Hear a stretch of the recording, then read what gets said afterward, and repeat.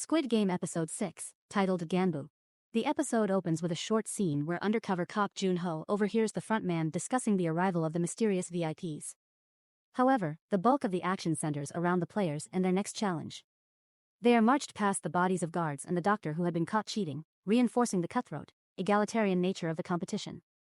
The next game requires players to pair up in teams of 2. After the tug-of-war challenge, everyone assumes they will work with their partners, not against them. Sang-woo and Ollie, a team of brains and brawn, form a bond. Se-byok, the North Korean pickpocket, teams up with player number 240, a young woman who had joined their tug-of-war team. Deok-soo, the gangster, pairs with one of his subordinates. Minayo, the manipulative player, is left alone and carted off by guards. Despite his initial hesitation, Jae-hun pairs with the elderly man, whom he helps preserve dignity by tying his jacket around the man's waist to cover the wet spot from an accident. But the twist in this game is that the pairs are not working together, they're playing against each other in a marble game. For some players, like the married couple, the game proves to be difficult, while for others like Deok-soo and his subordinate, it's more straightforward.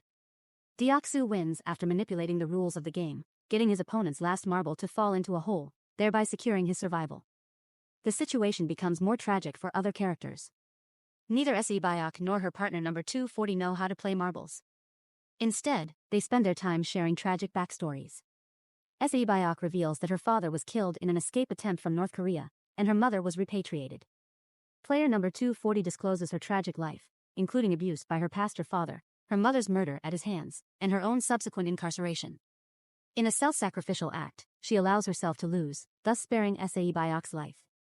As she dies, she reveals her name, Jeong, which makes her sacrifice both heart-wrenching and poignant for Se-byok. Sang-woo and Ollie engage in the odd-slash-even guessing game, but Sang-woo, fearing Ollie's advantage, orchestrates a plan. He sends Ollie to find another pair whose game has reached a stalemate, thinking they can work together. However, what Ollie doesn't realize is that Sang-woo has replaced his marbles with pebbles from the fake street set.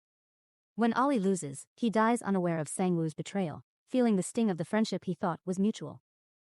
Jae-hun and the old man, who have a bond rooted in shared humanity, also play the odd-slash-even guessing game, though the old man's dementia complicates things.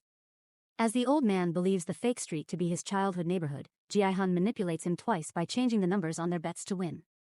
However, Jae-hun's victory is bittersweet when he finds the old man has one marble left. The old man walks off, thinking he's returned home, and Jae-hun, frantic, begs him to finish the game. The old man suggests they play one final round, but Jae-hun balks, feeling it's unfair, considering his advantage.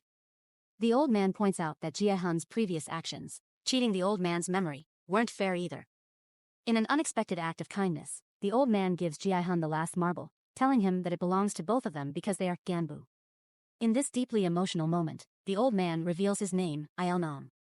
Then, in a gut-wrenching twist, he is shot and killed, symbolizing the tragic and hollow nature of the bonds formed in Squid Game.